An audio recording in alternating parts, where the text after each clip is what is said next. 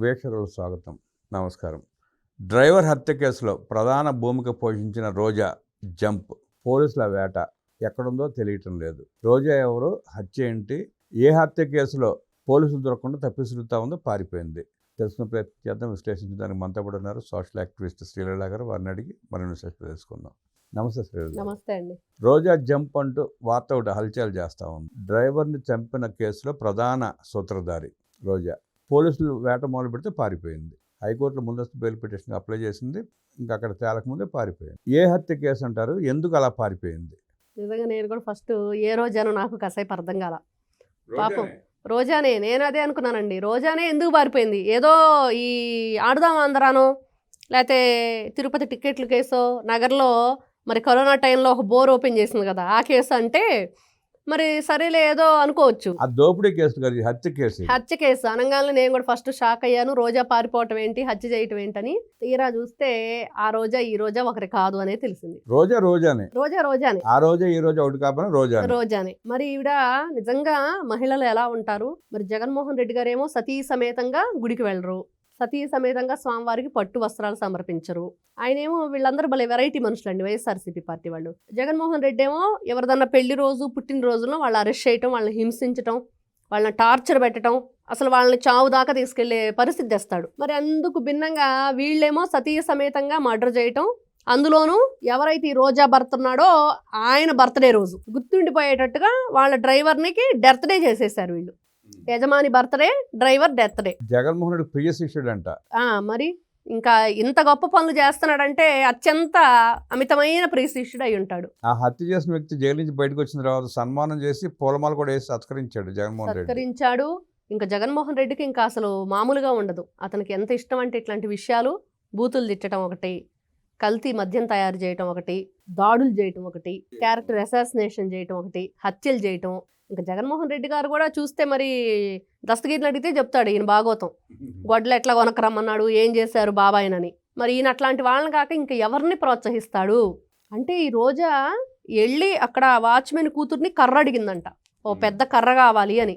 అంటే ఆ కర్రతో కొట్టి చంపేయటానికి డ్రైవర్ని. ఇంత దారుణంగా. అసలు డ్రైవరు మీ దగ్గర 50,000 డబ్బులు తీసుకుంటే 30,000 ఇచ్చాడు, ఇంకో 20,000 ఇస్తే ఏంటి, ఇవ్వకపోతే ఏంటి? డబ్బులు ప్రధానం కాదండి అక్కడ. అతనికి ఏదో వీళ్ళ రహస్యాలని తెలుసు. అతనికి చెప్పాడండి వాళ్ళ నాన్న, డ్రైవర్ సుబ్రహ్మణ్య వాళ్ళ నాన్న లైవ్లో చెప్పాడు. ఎవరైతే అనంతబాబు ఉన్నాడో దుర్మార్గుడు, వాడు అట్లా అంటాడు ఇట్లా అంటాడు అని చెప్పేసి ఆయన పాపం కడుపు మంట అంతా వెళ్ళగక్కాడు. అతను స్మగ్లింగ్ చేస్తాడు, అతను గంజాయి స్మగ్లింగ్, అన్నీ చాలా రకాలు ఉన్నాయి, అవన్నీ కూడా మా అబ్బాయికి తెలుసు. అందులోనూ సుబ్రహ్మణ్యం అంటండి వాళ్ళ నాన్నతో ఒక విషయం చెప్పాడంట. నాన్న ఒక టైం అంటూ లేదు, ఎనీ టైం నైటు అర్ధరాత్రి 12ంటికి లేపి కారు తీయమంటాడంటండి, 2ంటికి లేపి కారు తీయమంటాడంట. ఒక టైం అనేది లేదంట.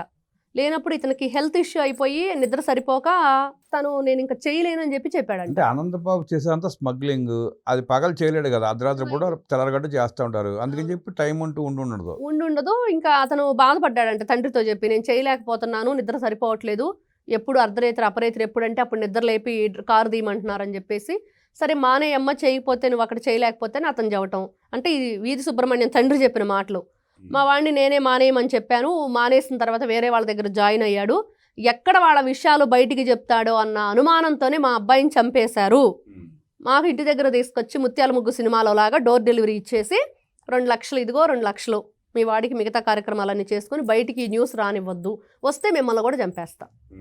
అంటే ఎంత దారుణంగా. అసలు మనం సినిమాల్లో చూస్తే ఒక స్టోరీ క్రియేషన్ జరిగింది, అక్కడ డైరెక్టరు, ప్రొడ్యూసర్ అన్నీ ఉన్నాయి, సినిమా వాళ్ళందరూ బతికే ఉంటారు, ఒక నాటకం. కానీ నిజ జీవితంలో వీళ్ళు ఇలా చేశారంటే జగన్మోహన్ రెడ్డికి కేవలం ఈ రోజున వీళ్ళు 40% ఓటింగ్ వచ్చింది, మా పార్టీ ఉంది, మేమున్నాము, మాకు ఎమ్మెల్యేలు ఉన్నారు, ఎమ్మెల్సీలు ఉన్నారు, మేము ప్రజల కోసం అని అంటారు.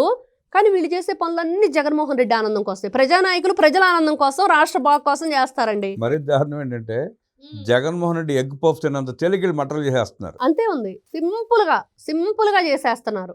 అసలు డోర్ డెలివరీ అనేది అసలు మనం సినిమాల్లో చూస్తాం కానీ నిజ జీవితంలో ఇంత దారుణంగా ఒక మనిషిని చంపి, ఎక్కడ ఈ మహిళ ఉండటం మళ్ళీ ఇంక అంతకంటే కిరాతకం, భార్య. మరి ఆ మహాతల్లి అసలు ఎలా పుట్టిందో కానీ, అమ్మో, ఆ మహిళలకే కళంకం అనమాట, మహిళ జాతికి, స్త్రీ జాతికి ఆవిడ.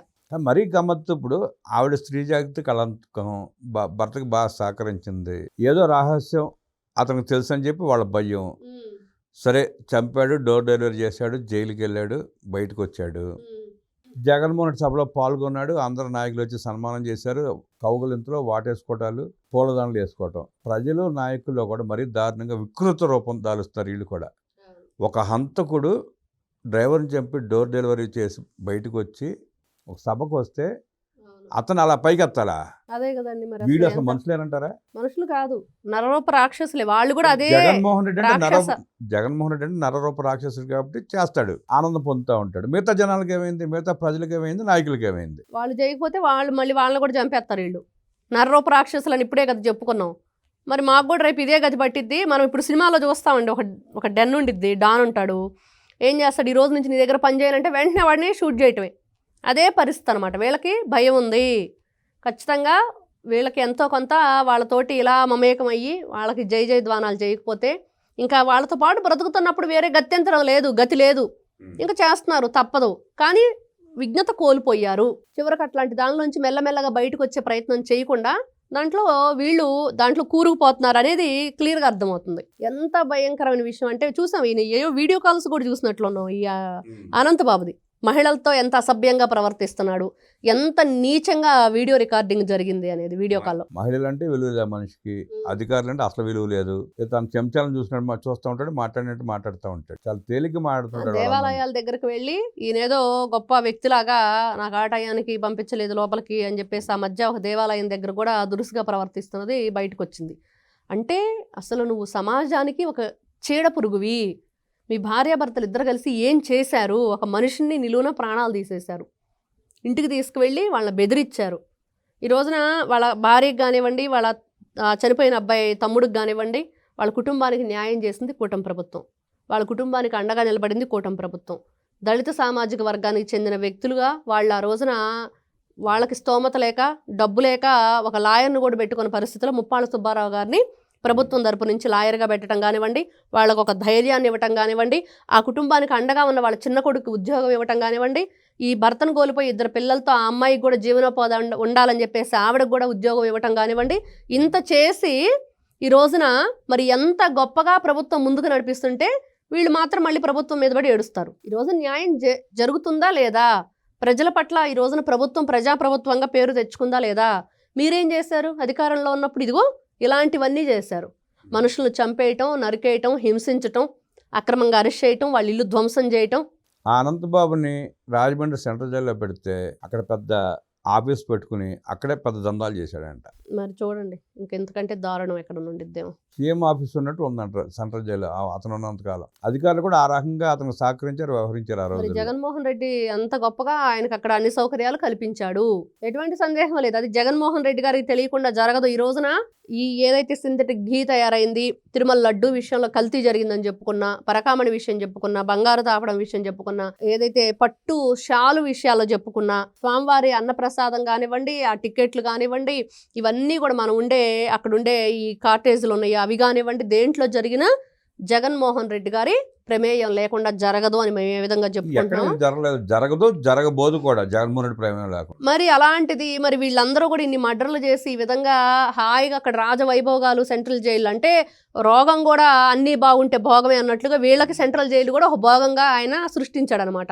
మరి జగన్మోహన్ రెడ్డి గారికి తెలియకుండా జరగదు అనేది ఈ రోజున అదొక ఓపెన్ సీక్రెట్ అయిపోయింది. ప్రతి ఒక్కరూ చెప్తున్నారు. చిన్న పిల్లల్ని అడిగినా కూడా ఈ రోజున జగన్మోహన్ రెడ్డి మరి దొంగతనాలు చేయిస్తాడు, ఇతనికి ఒక దొంగల ముఠా ఉంది అనేది వాళ్ళు నిక్కచ్చిగా చెప్పేస్తున్నారు. అంటే ఎన్ని రకాలుగా అవకాశం అన్ని రకాలుగా దోచుకున్నారు. అవును, అంటే ఎన్ని దారులు వెతుక్కున్నారు వీళ్ళు చేసే ఈ పనులకి.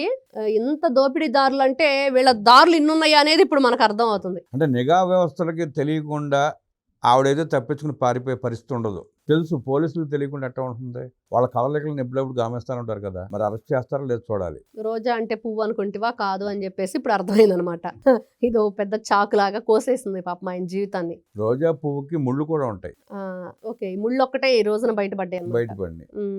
పువ్వు వాడిపోయి ముళ్ళు బయటపడినాయి. నిజంగా అలానే ఉంది. ఖచ్చితంగా ఈ రోజా దొరికితే సుబ్రహ్మణ్యం కుటుంబం హ్యాపీ ఫీల్ అయింది. రోజాను అరెస్ట్ చేస్తే సుబ్రహ్మణ్యం కుటుంబం సంతోషం వ్యక్తం చేస్తుందని, అలాంటి అరాచకవాదుల్ని, నర హంతకుల్ని కఠినంగా శిక్షించాల్సిన అవసరం ఉందంటూ విశ్లేషించిన శ్రీలా గారికి ధన్యవాదాలు తెలియజేస్తూ నమస్కారం.